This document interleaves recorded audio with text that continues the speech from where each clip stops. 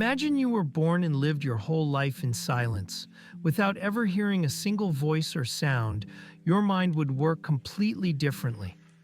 Today, we're going to see what that would be like and how deaf people experience it. Our brains develop by processing information from the world around us. One of the most important parts of this process is sound. When babies are born, they start learning language by listening to voices, sounds, and speech patterns. This helps their brain build the connections needed to understand and speak language later. Without sound, the parts of the brain responsible for language, like Broca's area and Wernicke's area, might never fully develop. This means someone raised in total silence might never learn spoken language or even understand what it means. But what would happen to the rest of the brain? The brain is flexible. It can adapt to changes and make other senses stronger to compensate. For example, many deaf people develop a sharper sense of sight or touch. This is called neuroplasticity. The brain rewires itself to make the best use of the information it gets. However, it's not just about the senses. Language plays a huge role in how we think. Many of us use inner speech, a voice in our head, to solve problems, plan, or reflect. Without hearing language from others, would we have that inner voice? Could we think the same way? Researchers studying children who grow up without any language exposure show that thinking and communication depend deeply on language. Some children who were isolated from language early on never fully develop complex thoughts or social skills. This shows how essential sound and language are not only to communication, but to how we understand ourselves and the world. Some philosophers argue that language shapes our consciousness and identity. Without it, the idea of self might be very different or even unclear. So living in silence could mean living with a very different kind of mind. But what about real people who are deaf? They experience the world without hearing sounds, yet many communicate using sign language. This language is visual, based on hand movements, facial expressions, and body language. It activates similar brain areas as spoken language.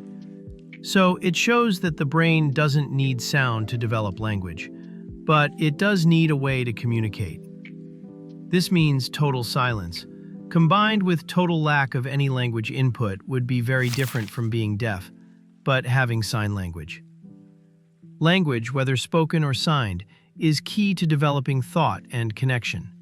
Without any language or sound input, a person might not develop the ability to share ideas, emotions, or experiences in the way most of us do.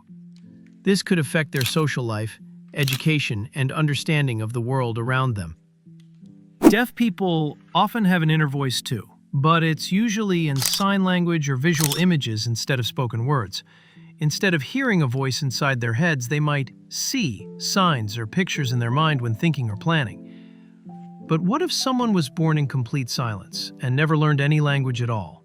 No spoken words and no sign language. This is a very different situation. Studies of children who grew up without any language show that they have trouble developing complex thoughts. They often can't form detailed ideas about the world or themselves because language is a tool that helps organize our thoughts. Without language, it's hard to think in the way we usually do. Inner thoughts might not be clear words or sentences, but more basic feelings or images. In summary, deaf people who learn sign language have rich inner thoughts and can think deeply even without hearing. But total silence combined with no language input would limit the ability to form complex inner thoughts or understand the world in the way most of us do. Now, you might wonder, if someone grew up without any language at all, would they be like animals because they can't think the same way we do? The answer is not exactly. Humans and animals both have thoughts and feelings, but human thinking is much more complex. Without language, a person wouldn't be able to organize ideas, plan for the future, or reflect on themselves in the same way most of us do. Their thinking might be more immediate, based on sensations, emotions, and simple images, similar in some ways to how animals experience the world. But that doesn't mean they are like animals. Humans have unique brains capable of understanding and feeling much more, even without language. They can still feel pain, joy, fear, and curiosity. They can learn through observation and experience and form memories. The big difference is that language gives us the ability to think abstractly, to imagine things that don't exist, to plan long-term, and to share complex ideas with others. So without language, a person's thinking would be simpler but still very human. They wouldn't have words in their head, but they would still experience the world with feelings and awareness.